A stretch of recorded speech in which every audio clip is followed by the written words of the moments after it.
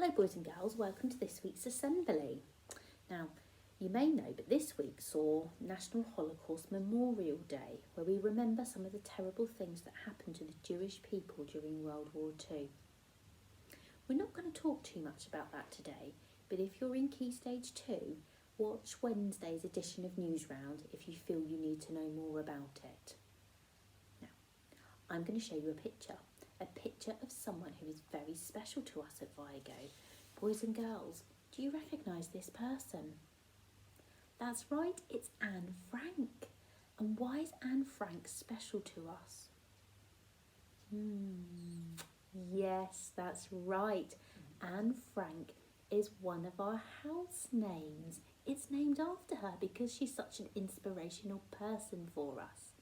Now today we're going to find out about why Anne is such an inspiration and what we can learn from her. Now, put your hand up if you have brown eyes. Few of you. Now, put your hand up if you don't have brown eyes. I've got blue. How would you feel, those of you who don't have brown eyes, if next week the government said that anyone who didn't have brown eyes had to start wearing a yellow coat? Anytime they left the house, you go to Granny's, you have to wear a yellow coat. You go to the shops, you have to wear a yellow coat. You go out for a walk, a yellow coat. No? Don't like the sound of that? Me neither. Wow, what happens if a month after having to wear a yellow coat, the government makes another law and everyone with a yellow coat on all of a sudden isn't allowed to go to the cinema if they were open, or to a football match?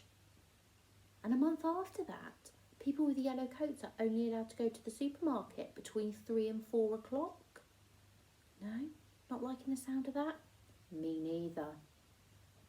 Then, after that, a new law says people with yellow coats are not allowed to own pets. I know. I would not like this at all. It sounds horrible, but that's exactly what happened during World War II to the Jewish people. And Anne Frank was one of those people. Now, Anne Frank lived in a country called the Netherlands with her family. And when World War II started, the Germans invaded the Netherlands in 1940 and they took over. And that made life for Anne and her family really quite scary because the Germans did not like the Jewish people and they were really, really unkind and disrespectful towards them. And they were so unkind towards them that lots and lots of Jewish people had to go into hiding. And Anne and her family found a place to hide to keep themselves safe. It wasn't a very nice place. It wasn't very big. And they had to share it with another family. They had a friend, and their friend had a secret attic. And they lived in that secret attic for 2 years. Now I want you to imagine this space, boys and girls. It was about the size of your classroom, so not very big.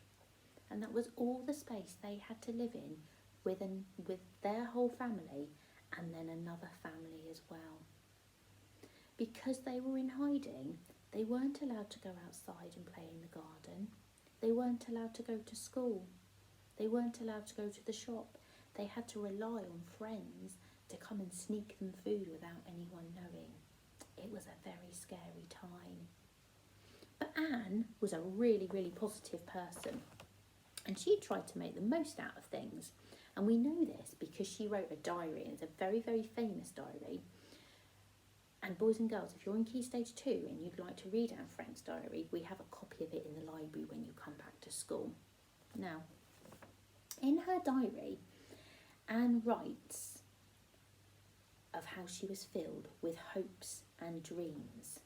That she knows that life at the moment is a little bit tough and a little bit hard, but she looks forward to all the exciting things she will be able to do when they escape from the room.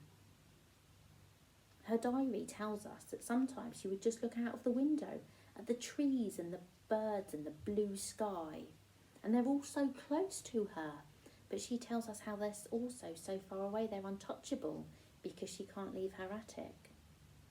But she feels happy that at least they are there, and perhaps one day she'll be able to touch them again.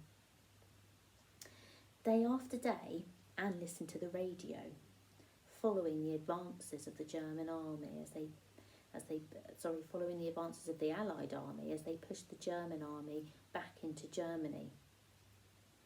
Everyone in the little tiny attic, Anne, her family and the other family, realised that if they could hold on, they could hold out just a little bit longer, they'd be free, and Anne would be able to go outside and see the birds and smell the fresh air and the freshly cut grass. However, sadly, that never happened, and her family were captured just before the end of the war in August 1944, and they were sent away to a concentration camp. Now, although it didn't end happily for Anne and her family, it did teach us a lot about how we should behave towards each other. And I think probably some of you at home are thinking about Anne Frank and are thinking this is really similar to something we've been learning about. Year 6. Are you thinking this is like apartheid in South Africa? Because you're right. And Year 2. Are you thinking this is a bit like Rosa Parks and her bus boycott? Because you'd be right as well. So, Anne Frank has lots in common with Rosa Parks and Nelson Mandela and apartheid in South Africa, and it also ties in closely with some of our Vigo values. I wonder if you can think which ones those are. Absolutely. It tells us to be open-minded, that we're not all the same. Some of us have brown eyes, some of us have blue eyes, but that's what makes this world great.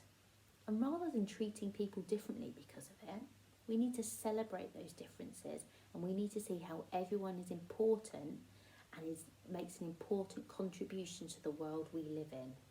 So open-minded is a really important value that we have at school. Which other values does this story remind you of? Yes, that we need to be respectful to everyone. This is one of our mirror values, but this is also one of our Vigo high five, isn't it? Be respectful to myself and others. The Nazis weren't respectful to the Jewish people. They really, really weren't. But I know, boys and girls, that you know that it is crucial that we are respectful to everyone we meet in life. Not just those who are like us, because everyone contributes to making this world the wonderful place it is. So we're always respectful. And there's a third one that I think this story reminds us of too.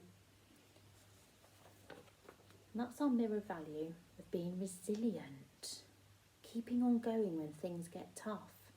And that was like Anne. Things weren't easy for Anne and her family. She was stuck in her attic room for 2 years. But from reading her diary, we know that she stayed positive. And even when things were tough for Anne, she looked out that window, saw that blue sky, and believed that one day things would get better. So, boys and girls, I want you to go away and remember that this week we need to be open-minded,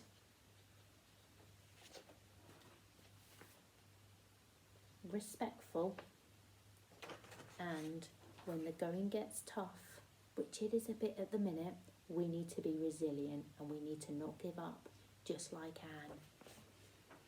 Take care, boys and girls, and I hope to see you very, very soon. Bye for now.